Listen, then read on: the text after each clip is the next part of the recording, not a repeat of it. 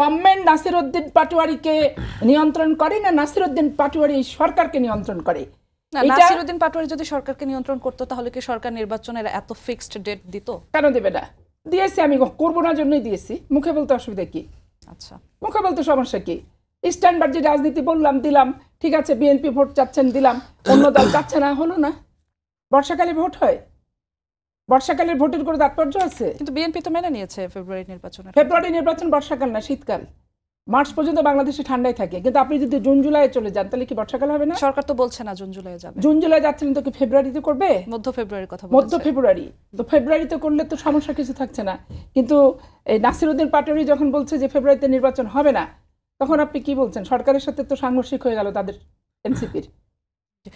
আজকে অর্থ উপদেষ্টা একটু কথা বলেছে যে কোনো দল বা ব্যক্তির কথা নির্বাচন বন্ধ থাকবে না, এটাই কি যথেষ্ট উত্তর না? শুনেন, এই উপদেষ্টাদের বিশ্বাস মনে প্রাণে এনসিপিও করে বলে আমি মনে করি না। আমরা তো করি না, আমি ব্যক্তিগতভাবে করি না, কারণ আমি এদের প্রত্যেককে ব্যক্তিগতভাবে চিনি, ডক্টর ইউনূস সাহেব ছাড়া প্রত্যেককে আমি ব্যক্তিগত চিনি। ইনাদের দ্বারা কি সম্ভব আর কতটুকু অসম্ভব, ইনারা রাষ্ট্রের জন্য কতটুকু জবাবদিহিতামূলক আচরণ করবে অদূর ভবিষ্যতে, এখানে আমি যথেষ্ট ব্যক্তিগতভাবে সন্দেহান।